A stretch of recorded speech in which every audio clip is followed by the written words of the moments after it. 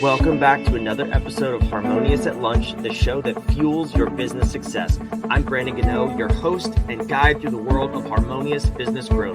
Today, we're unlocking powerful strategies with industry experts to help your business thrive. If you're a business owner, entrepreneur, or executive, you are in the right place. Join me and our incredible guests today on the journey to clarity, growth, and success. It is time to revolutionize your approach to business. Let's dive in with another episode of Harmonious at Lunch. Welcome back to some more bite-sized business advice. We got an episode today for the leaders out there, and we're gonna maybe shake you up a little bit and get inside your head, but in a good way. Don't worry, we're also gonna tell you how to fix what we talk about. So you may be juggling a couple of 200,000-300,000 things at the same time. Yeah, we're gonna tell you how to fix it. I have an amazing guest lined up, Liz Weber, and we're going to unpack all of this and see if we can fix your business a little bit in like 20 minutes. So buckle up, pay attention. Liz, welcome to the show. Thanks, Brandon. I'm so happy to be here talking with you today. I'm excited. So we're talking leadership. Leadership is a big topic, but we're going to talk about, how do we become more effective leaders? How do we stop focusing on a million things because then nothing gets done and actually move our companies forward? So I'd love to hear a little bit about your history and what got you to this point first before we dive in. So educate me on that. Sure. So in a nutshell, Brandon, what I do first is I work with organizations in three main areas, helping them predominantly to focus on the right things at the right time to get the right impact. And how I do that specifically is, number one, I help them with facilitating their strategic planning initiatives. So laying out the roadmap with them very succinctly and clearly as to what they need to do over the next 1, 2, 3, 4, 5+ years to get to where they want to be with their organization. As part of those conversations, and invariably we talk about, how does your company need to be reorganized? Do you need to expand your portfolio of services? Are you going to contract it? Are you going to move into a different location? So we also get into reorganization, but specifically, I work with my clients on understanding what types of people and talent are you going to need in your leadership pipeline or your talent pipeline to help you do what your company needs to do as you implement your strategic plan. So we get into succession and workforce planning conversations. And then the third thing that I spend a lot of time doing is working as an executive coach and business advisor with my clients who are business leaders, business owners, a C-suite or boards of directors, to help them identify what they need to focus on next to, again, have the right impact. And my area is really helping them as leaders figure out how do they leverage the talent they're responsible for. So as leaders, they're getting most out of the people that work for them, whether it's the next level down leader all the way down to the front line. So that's what I do. And how I got here was when I first started my company, I started, as a lot of consultants do quite often, is a training company and focus on, basically training any topic on anything relative to management and supervision. So I started training on stress and time management and across the board to project management and process reengineering. And through that process, clients started asking me then if I would help them with their strategic planning.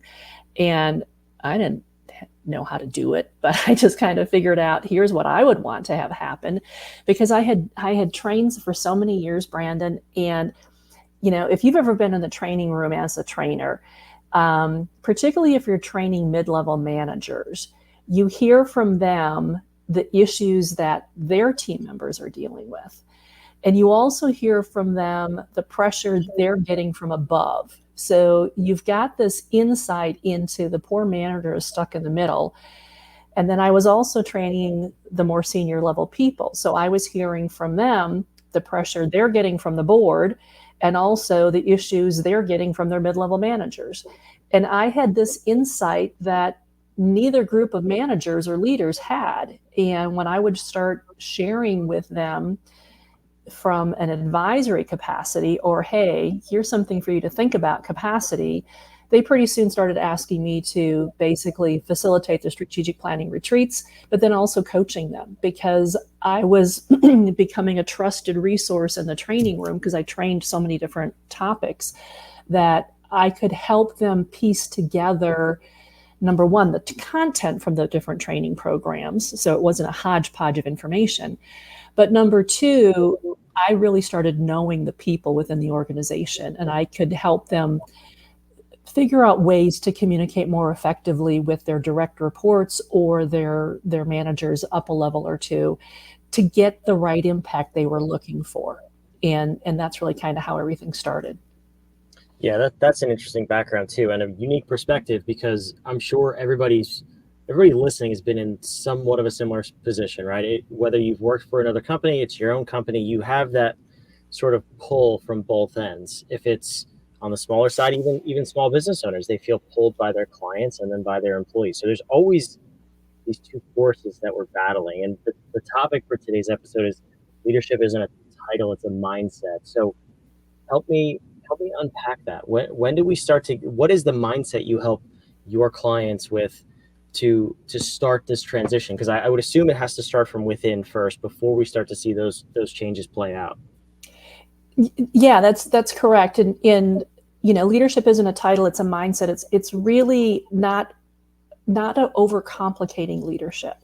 And from my perspective, leadership is simply someone looking to you to take the lead on something, whatever it is. Is it planning the company picnic, or is it planning the next major initiative? Just take charge and move it forward. And tying into that, as you were kind of teeing up this question, what I thought of, Brandon, very quickly are just a couple of clients I've worked with just yesterday and the day before. Because one of the things that I find with mid-level managers, when they're struggling to figure out, how do I be viewed as a more senior leader, potential type leader, invariably the thing that I spend time helping them understand is they need to learn to communicate differently. Because when they're communicating, quite often they're using way too many words with their executive staff. They're taking way too long to get to the point. They're providing way too much background. And they need to understand that executives' brains are basically like, there's a clock running in their heads, because they have to make so many flippant decisions in the course of a day. They just need enough information, for the most part, to make a good gut feel decision. And they are trusting you in your role to be able to tee up to them a couple options to choose from. And then if they ask for it, background to help them solidify a better decision. And so that's the big piece from a mid-level looking up on, how to become a leader with a mindset, even when you don't have the title. On the flip side, though, just yesterday I was working with an executive team, and the director of construction was saying, I've got this project manager, and she's brilliant. She knows everything, but she doesn't have the confidence to run the project meetings. And she looks to me to do that. And he said, I've told you, I trust you, just go run the meeting. And I said, I understand that, and that's admirable.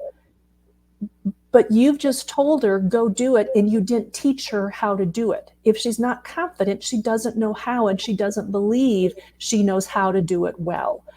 I said, so I'm just going to toss a suggestion for you. And Brandon, this might be something that your listeners can appreciate also.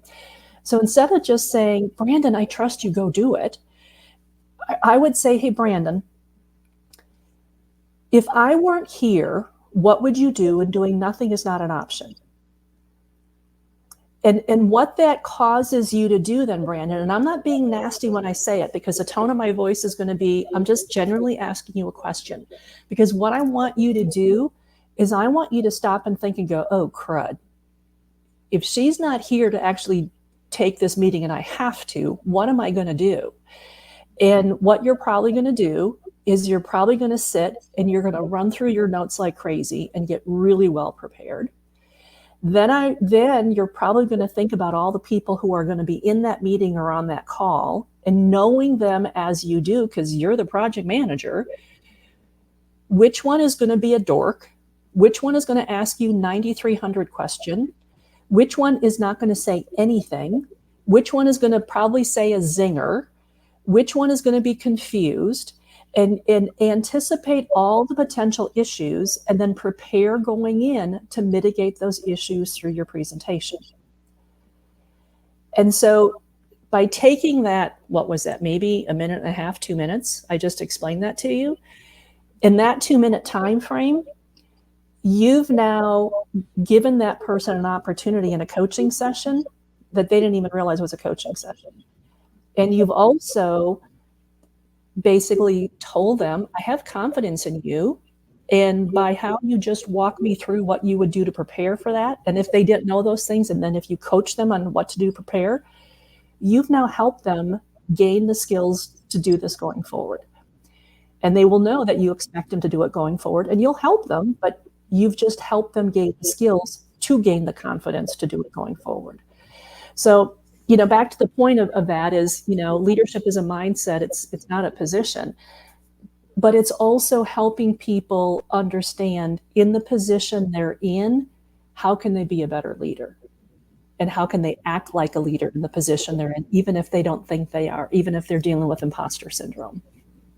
Yeah, that's a fantastic approach. And you see the best companies in the world, the best cultures in the world have this stuff at work. They coach their people from top to bottom. It's not just the leadership team, the executive C-suite who get the coaching and consulting. It's an organizational structure. It's the culture of the organization. I'm curious though, because in today's marketplace and with everything going on and cultures and all that stuff, I mean, leaders have a lot to deal with. And how do we start to have this conversation and make this part of our culture? The first thing I'm thinking of is all over social media, you see the people immediately who are saying, if you ask me to do one more thing, I better get one more dollar. Like that mentality, right? Whereas this comes from a place of, I want to make you better as not only an employee of this company, but as a human being. Like these are life skills that you should have to solve a problem. So how do we navigate that? That's such a great question. Actually, that came up in the conversation yesterday with the group that I was working with. And here's the reality of the situation. Okay, let's look at the example I shared with you. This team member is a senior project manager, technically brilliant, can do everything. But Brandon, in reality, the additional responsibility of anyone who is a senior project manager on a construction project is going to be communicating and running meetings on the project. That is part of the job. So do you get paid more money for it? No, because I'll be very blunt. You're already being paid for it and you're not doing it. So it's incumbent upon the manager, your manager then, if you're the senior project manager, it's incumbent upon your manager to help you gain the skills to, this is a Liz Weber rule, to independently, competently, and confidently do the job you're being paid to do already. And this particular person isn't capable of doing it all yet. And so it's incumbent upon her manager to help her gain those skills to do it, so that she's even more effective in the role she has now, and she's even more marketable whenever she chooses to leave that organization and go elsewhere. We had that exact conversation yesterday when I was working with the executive team. Yeah, that's interesting. I mean, really, when you explain it that way, it's a failure of leadership to develop their people and to hold them to a high standard, really. It is. And the conversation we had for the senior managers thought going, but I don't have time for this. It took me, again, a minute and a half, 2 minutes to have that sample conversation with you versus how long would he have sat in a project meeting speaking on her behalf when it's her project to run. He's going to either give up at least an hour of continuing to not allow her to develop the skills that she should have given the position she holds, or is he going to take, let's say, 3 minutes now and start coaching her to develop her skills? I think the math kind of speaks for itself. I was going to say 3 minutes versus 90. Yeah. I'm no math whiz, but that's pretty good. It seems pretty good deal to me. Yeah. And the hard thing is, and like he said even yesterday, and I give this senior manager credit, he said, so really what you're telling me is I need to retrain myself. And I just looked at him and we're the ones that do this. We're the ones that have the teams we have because of how we've trained them or we haven't. And so it's up to us as leaders in whatever hierarchy we're in. If we're responsible for others, it's our responsibility to ensure, Liz Weber rule, to ensure they're able to independently and competently do the jobs they're being paid to do. Yeah, and it seems like common sense, but unfortunately, because of like everything you just said, it's really not. We get in these ruts, and what comes to mind when you explain that is the conversation of innovation. We think of this as like product innovation or service innovation, but really it's cultural innovation. How are we continuing to up level ourselves? So when you're working with organizations and leaders, is this a conversation is this a common conversation that you're having senior leadership or whatever level you're working at constantly reviewing how they're leading their company and really leading themselves and performing their job duties? All the time. Yes, all the time. And here's the reason why. And I have to catch myself with this as well. For the best of intentions, we get in our team members' way. And for instance, I'm going to go back to the same example we were talking about yesterday. It would be very easy for this senior manager with the best of intentions to keep things going, to keep this project on track. It's a $15 million construction project. We have to keep it on track. It's very easy for the best of intentions for him to just jump in and run that meeting because you don't want it to fail. You don't want the client to be upset. You don't want your team member to fail. So he's just going to do it. So for the best of intentions, we as leaders and managers inadvertently jump in and take over, trying to help our team members succeed. But what happens when we continually jump in and take over, what are we teaching them?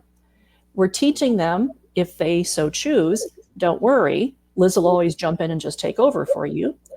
Or if you have an employee who doesn't want to do the work, you teach them, just stall long enough and she's going to jump in and take over.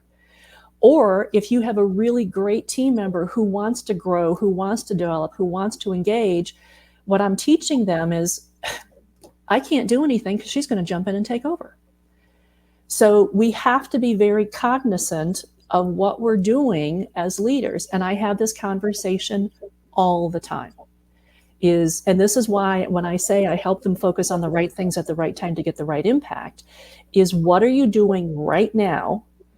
And what message is that sending your team right now?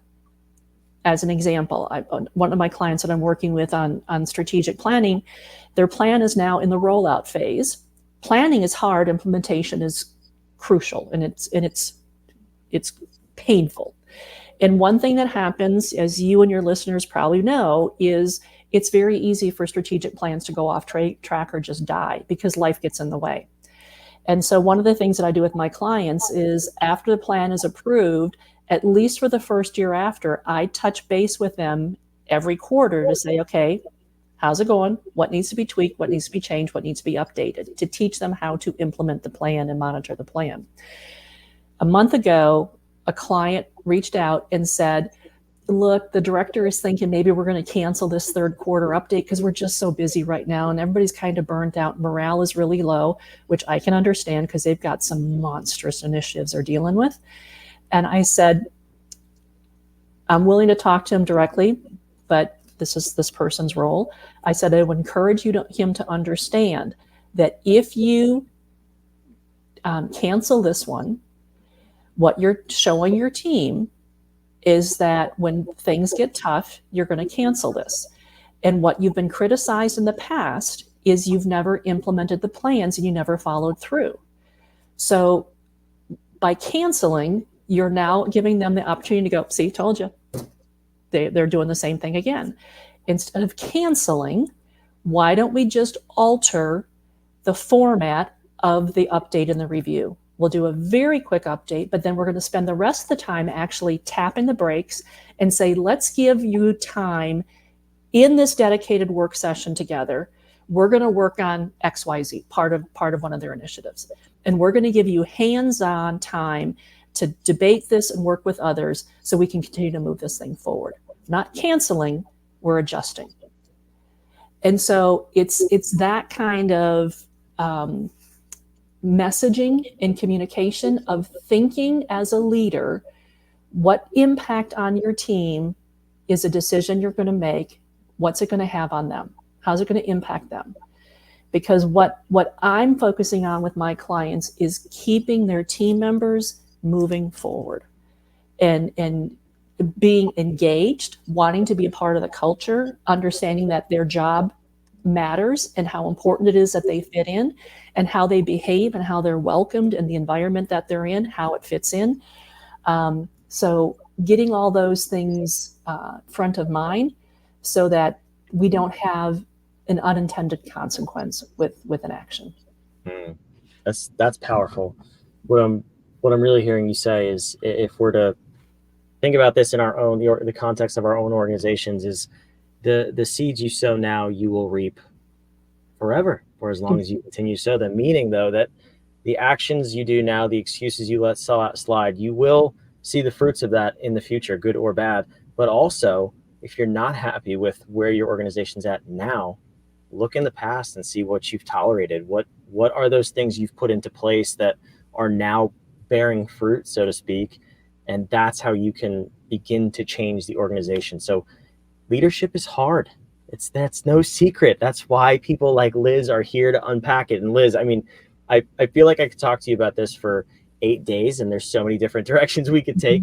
But we don't have that kind of time. So maybe we'll have you back. I would love the opportunity to interview you again. But you do have, for the listeners, a leadership assessment, which I've put on the screen, and it'll also be in the show notes down below, wherever you're watching or listening. But tell me about this assessment real quick before I let you go. Sure. It's based on my leadership model, the 5 stages of focused leadership development. It's a free quiz.